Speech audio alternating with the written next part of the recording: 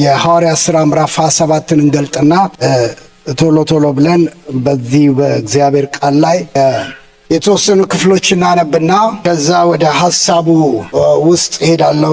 ጊዜው እንደፈቀደልኝ ወደ 4-5 ነጥቦች ላነሳ ወዳለሁ በዚህ ሐሳብ ውስጥ። ይሄ ክፍል የምታውቁት ነው። እንግዲህ እዚህም ያሉ የእግዚአብሔር ሰዎች በዚህ ሐሳብ ላይ ብዙ ጊዜ ሰምታችኋል ሲያስተምሩ ሲሰብኩ እና እኔ ዛሬ ይህንን መልእክት በዚህ ሐሳብ ዙሪያ ለኔ ይሄ መልእክት ትንቢታዊ ስለሆነ ማለትም ራሱ ኢንሲደንቱ በዚህ ሐዋርያት ሥራ 27 ላይ የሆነው ነገር ራሱ ጳውሎስ ይህንን ነገር በትንቢት መልክ የተናገረውም ነገር ስለሆነ ከዛው ጋር አያይዤ ነው የምናገረው ያለው። የሐዋርያት ሥራ ምዕራፍ 27ን ከቁጥር 1 አንዳንድ ነገሮች አለፍ ብዬ አነባለሁ። መደበኛውን ትርጉም ነው እኔ የማነበው። ወደ ኢጣሊያ እንድንሄድ በተወሰነ ጊዜ ጳውሎስና ሌሎቹም እስረኞች የንጉሠ ነገሥቱ ክፍለ ጦር አባል የሆነው ዮልዮስ ለተባለው የመቶ አለቃ አስረከቧቸው። ከአድራሚጥስ ተነስቶ በእስያ አውራጃ ባህር ዳርቻ ላይ ወዳሉት ወደቦች በሚሄደው መርከብ ተሳፍረን ባህሩን ጉዞ ጀምር። በተሰሎንቄ ይኖር የነበረው መቄዶንያ ሰው አርስጥክሮስም ከኛ ጋር ነበረ ይላል። ሃሌሉያ። በሚቀጥለውም ቀን ሲዶና ደርሰን ዮልዮስም ለጳውሎስ ድንገት ደግነት በማሳየት ወደ ወዳጆቹ ሄዶ እርዳታ እንዲቀበል ፈቀደለት። ከዚያም ተነስተው ባህሩ ተጉዘው ነፋስ ፊት ለፊት ስለገጠማቸው የቆጵሮስን ደሴት ተገን አድርገን አለፈን። ከኪልቅያስና ጴንፊልያን ዳርቻ ያለውን ባህር ከተሻገርን በኋላ በሉቂያ አገር ሙራ የተባለ ቦታ ደረስን። ከዚያም የመቶ አለቃው ወደ ጣሊያን የሚሄድን የእስክንድርያን መርከብ አግኝቶ አሳፈረ። ብዙ ቀን በዝግታ እየተጓዘ ቀኒዶስ አካባቢ በጭንቅ ደረሰ። ነፋሱም ወደፊት እንዳንሄድ በከለከልን ጊዜ በስልሞና አጠገብ አድርገን በቀርጤስ ተተግነን ሄደን ጥጉን ይዘን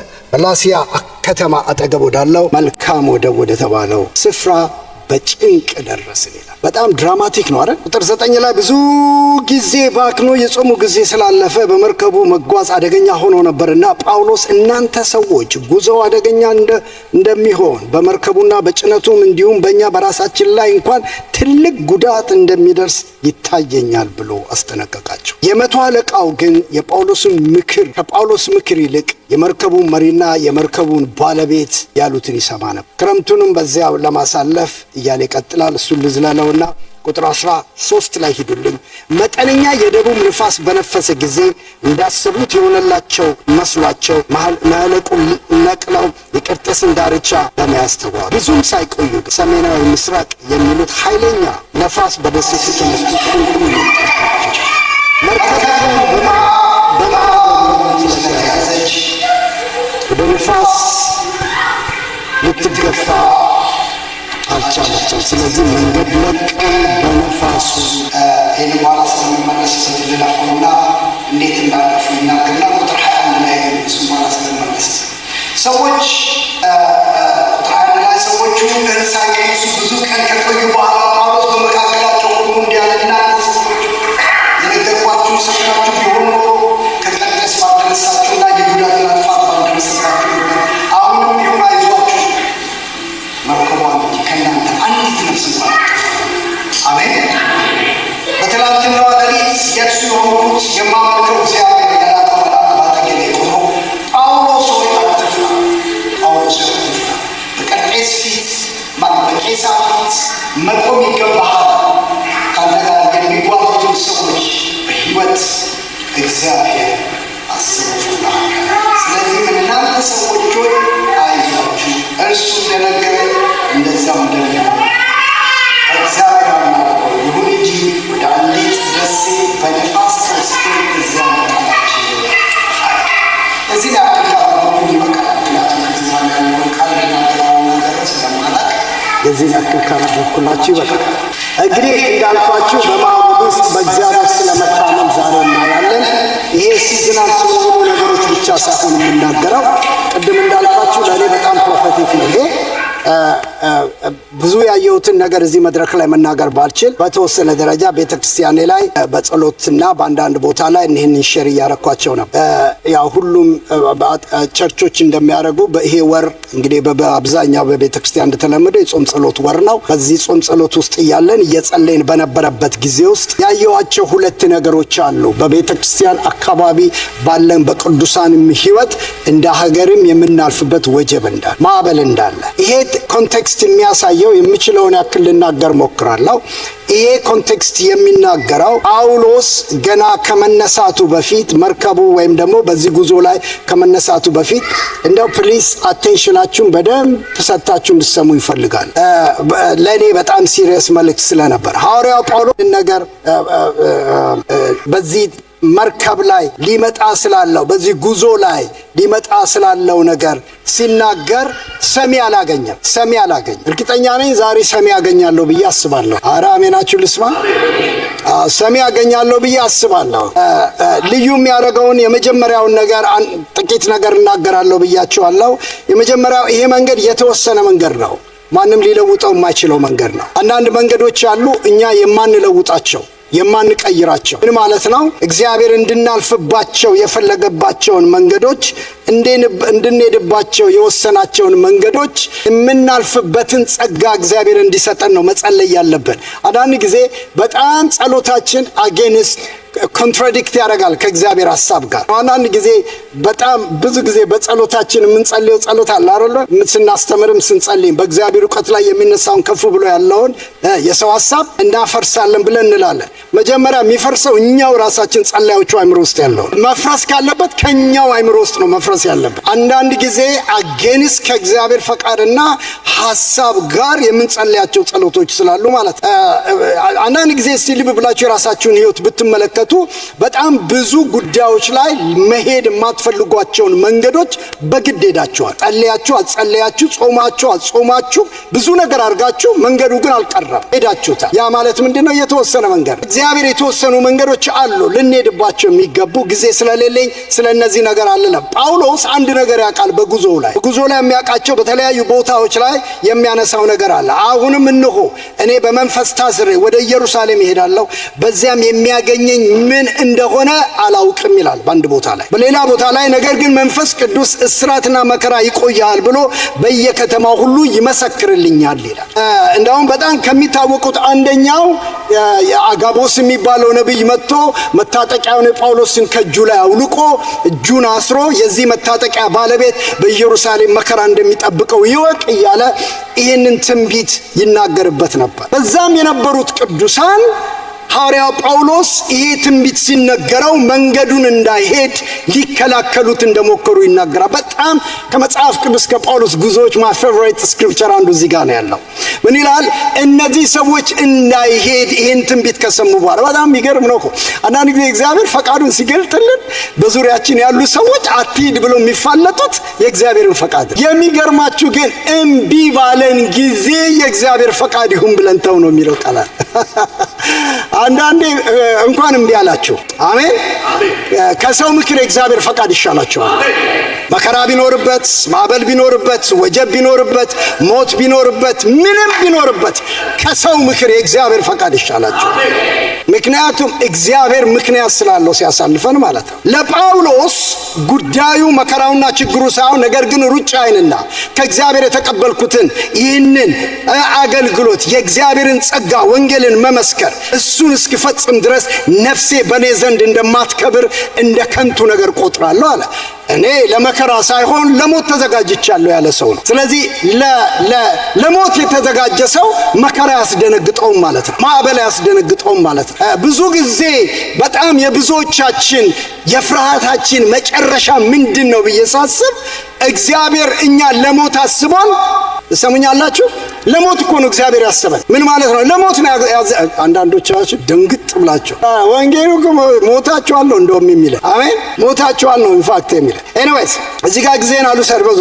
ግን ሐዋርያ ጳውሎስ ይህን ጉዞ ይህን መንገድ ሲጀምር ጠንቅቆ አንድ ነገር ከፊቱ እንዳለ ያውቃል። እና ይህንን ማዕበል ማለፍ የሚችሉ ሰዎች ከእግዚአብሔር የሰሙ ሰዎች ብቻ ናቸው። እግዚአብሔር ዛሬ መስማት ያድርግላችሁ ለእናንተ። አሜን አሜን። መስማት ያድርግላችሁ ዛሬ በዚህ ሁኔታ ውስጥ በፊታችሁ በማንኛውም ባለው መንገድ ላይ የሚያሳልፋችሁን ነገር እግዚአብሔር የመስማት ጆሮ ይስጣችሁ። ሐዋርያ ጳውሎስ ይህን ጉዞ ሲጀምር መንገዱ የግድ እግዚአብሔር እንዲሄደው የወሰነው መንገድ እንደሆነ ያውቃል። ለምን? የእግዚአብሔር ቃል ምን ይለናል ሲጀምር? ወደ ኢጣሊያ እንድንሄድ በተወሰነ ጊዜ ይላል። ተወስኗል። ይህም መንገድ ለመሄድ ተወስኗል። ጳውሎስ እስረኛ ነው። የዚህን መንገድ አካሄድ መለወጥ አይችልም። እኛ የወንጌል እስረኞች ነን፣ የፍቅሩ እስረኞች ነን። አጃጋሃቱራላባስ አሜን። የመንፈሱ እስረኞች ነን። ሂዱ በሚለን መንገድ ሊወስደን በፈለገው መንገድ ሁሉ ከመሄድ ውጭ ሌላ እድል የለም።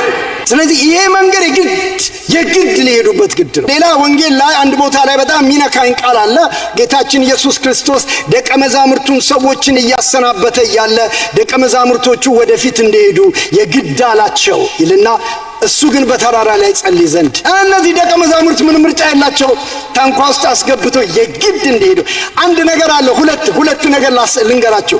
ይኸውላችሁ ጌታ አምላክ ነው፣ ሁሉንም የሚያውቅ ጌታ ነው። አይደለም እንዴ? እንደውም የሚናገረው እሱ በምድር ላይ ሆኖ ስለ እነሱ ይጸልይ ነበር። ወደ ተራራ ይጸልይ ዘንድ ወጣ ይላል። እነሱ እንደሚጸልይላቸው አያውቁም። ሁለት ነገር አያውቁም። ጌታ እንደሚጸልይላቸው አያውቁም። ሁለተኛ የማያውቁት ነገር ደግሞ ምንድነው? ያ መንገድ እንግልት ያለበት መንገድ እንደሆነ አያውቁም። ማዕበል ያለበት መንገድ እንደሆነ አያውቁም። ወጀብ ያለበት መንገድ እንደሆነ አያውቁም። ቢዝነስ አዝ ዩዥዋል መርከባቸው ውስጥ የሚያወሩት፣ ታንኳ ውስጥ የሚያወሩት ስለተሰራው ተአምራት ከባህሩ በስተጀርባ ስለተደረገው ነገር ሲመጡ ማዕበሉና ወጀቡ ሰርፕራይዝ አለ። እንደ ቤተክርስቲያን ዋና ከፍ የሚመጣ ማዕበልና ወጀብ ሊሰማኝ ሰው አስተማሩ እንደምን ዛሬ ሰማችሁ። ባትመጡ ይሻላችሁ ይበረናል። እንኳን ደህና መጣችሁ። ዛሬ ሰምታችሁ ማዕበል አለ፣ ወጀብ አለ። ሁለተኛ ደግሞ የዚህ ጋር መቆየታችሁ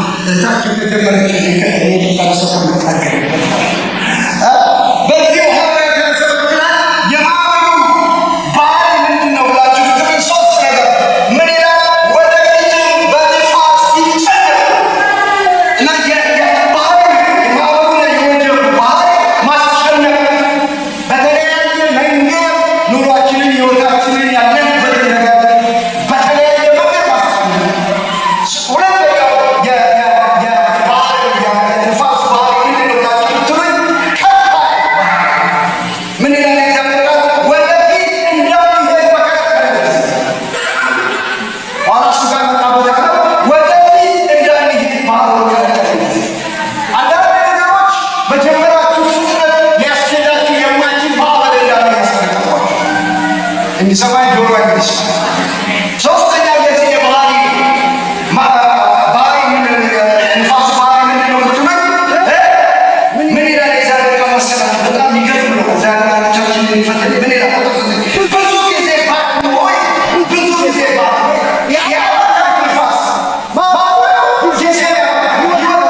ዘመንህን ያባክን፣ ያለህን ነገር ሁሉ የሚያባክን ነገር። ጳውሎስ የሚለው እነዚህ የማዕበሉን ባህሪያት እንድናስፈልጋል። ኋላ መጥቼ ስለ ማዕበሉ ዓላማ ደግሞ ነው። ምክንያቱም የብዙ ጊዜ የብዙዎቻችን ቤተክርስቲያን ውስጥ ያለን ሰዎች ስለ ማዕበል፣ ስለ ወጀብ ወይም ደግሞ ስለ አንዳንድ ገጠመኞች ስንሰማ ባህሪያቶቹንና አደራረጉን ካለማወቅ የተነሳ የእግዚአብሔር ቃል ሕዝቤ እውቀት ከማጣት የተነሳ። ስለዚህ ዛሬ ሁለቱም ነገር በውስጣችሁ እንዲመጣ ፈልጋለሁ። ሶስተኛ ቶሎ ብዬ ልናገር፣ ከጊዜ አንጻር ነው የምሮጠው እኔ። ሶስተኛ የምነግራችሁ በጉዞው ላይ የተናቀ ድምፅ። ዛሬ ይህን የምትሰሙ ሰዎች ምናልባትም ከዚህ በፊት እኔም ከመናገሬ በፊት የሰማችሁት ያያችሁት ድምፅ ከእግዚአብሔር ዘንድ ያለ ሰው፣ ከዚህም በኋላ እግዚአብሔር እንደ ኮንፈርሜሽን የሚናገራችሁን ድምፅ በጌታ ስም ጠይቃችኋለሁ። ይህን ድምፅ አትናቁ። ዛሬ የምትሰሙ በመርከብ ውስጥ ያሉ ሰዎች ሐዋርያው ጳውሎስ ከፊት ንፋስ አለ፣ ወጀብ አለ፣ ጥፋት አለ፣ እንግልት አለ፣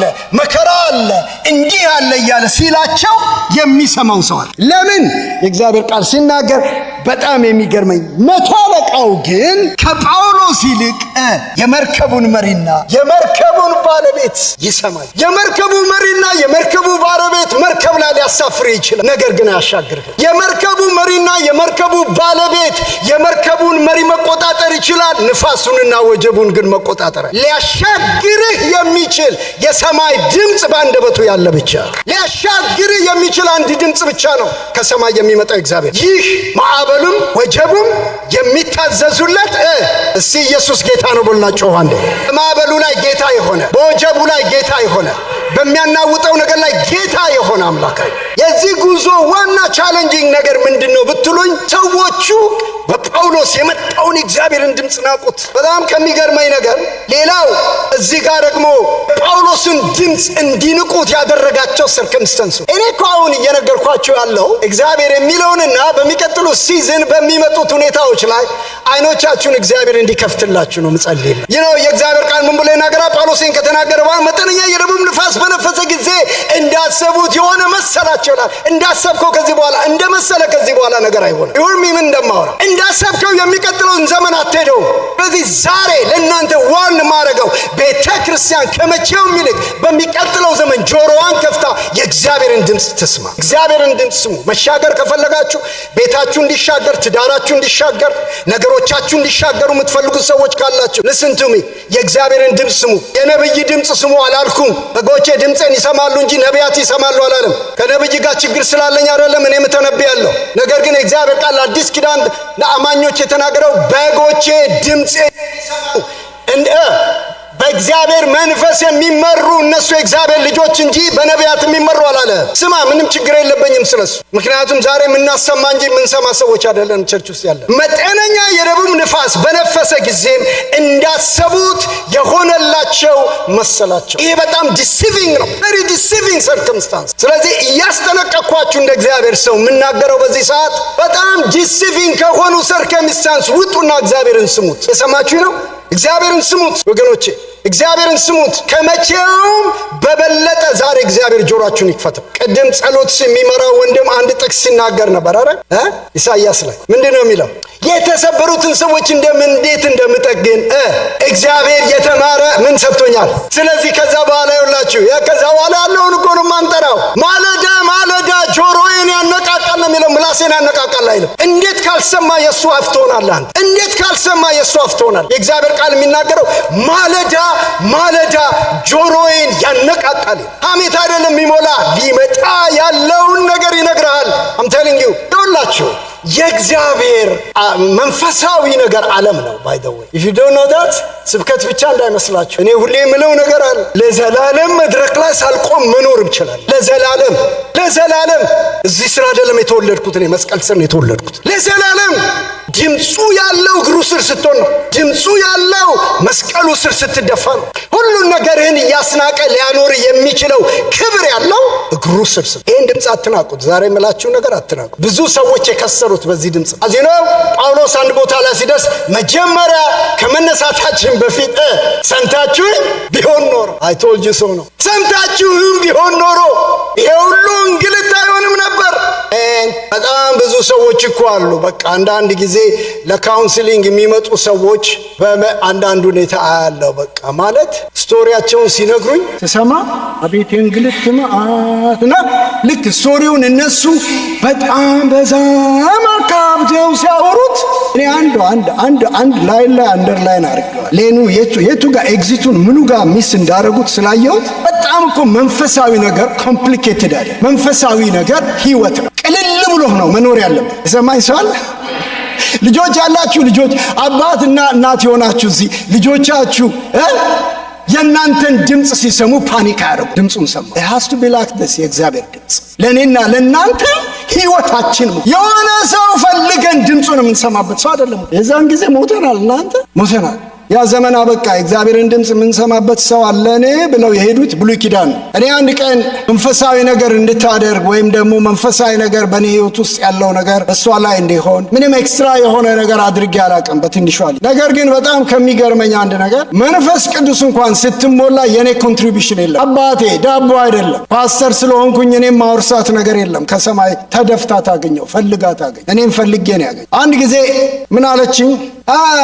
ቤተክርስቲያን ውስጥ የወጣቶች ፕሮግራም ተደርጎ ባለቤቴና አንድ የምንወደው የእግዚአብሔር ሰው መጥቶ ወጣቶችን ፕሮግራም ሲያደርግ ሪትሪት ወጥተው ጄምዛለች እና 10 ምናምን ሰው ነው 20 ምናምን ሰው መንፈስ ቅዱስ ተሞላ ሲባል የስ የኔም ልጅ ተሞላች ብዬ ኤክሳይትድ ሆኜ ማታ ሲመጡ አገልጋዩ ምን ቤት ነበር የሚያርፈው ሲመጡ የኔ ልጅ አልተሞላች። ዘቨርሲንግ የጠየኩት ጸሎት ሲጸለይልሽ የት ነበርሽ? ጸሎት ለሰው ሁሉ እጅ ሲጫን እንደው እንዴት እንደተናደርኩ ልነግራችሁ የት ነበርሽ አልኳት። እናትየዋ ምን አለች? አይ እሷ ጭራሽ ሰውን ሁሉ እንዲጸለይላቸው እያመጣች ከኋላ አሸር ታደርግ ነበር። እንዴት እንደተናደርኩ ልነግራችኋል። አደርኩ እንደዛ ሆኜ። አሁን እሷን ብሎ ደግሞ አሸር አድራጊ ሄራ እጅ አይጫንባትም እንዴ ጸጋ እንድትካፈል። በስንተኛው ቀን አንድ ቀን እየሮጦች መጣ። ፕሮግራም እየሄዱ መኪና ውስጥ ከፍተው መዝሙር ተከፍቶ እየተዘመረ እያለ ማንም ሰው ላይ አልወደቀም። መንፈሱ እሷ ላይ ነው የወደቀው። አሜን። ሼባካታ ፓቼካቴባ አንድ ቀን ቤት ውስጥ በልሳን ስታቀልጠው ሃሌሉያ። ዳቦ አይደለም አታወርሰው፣ ከሰማይ የሚመጣ ጸጋ። ቀጠለ መንፈሱ። ወገኖች ምን እያልኳችሁ ነው? እግዚአብሔርን ስሙት።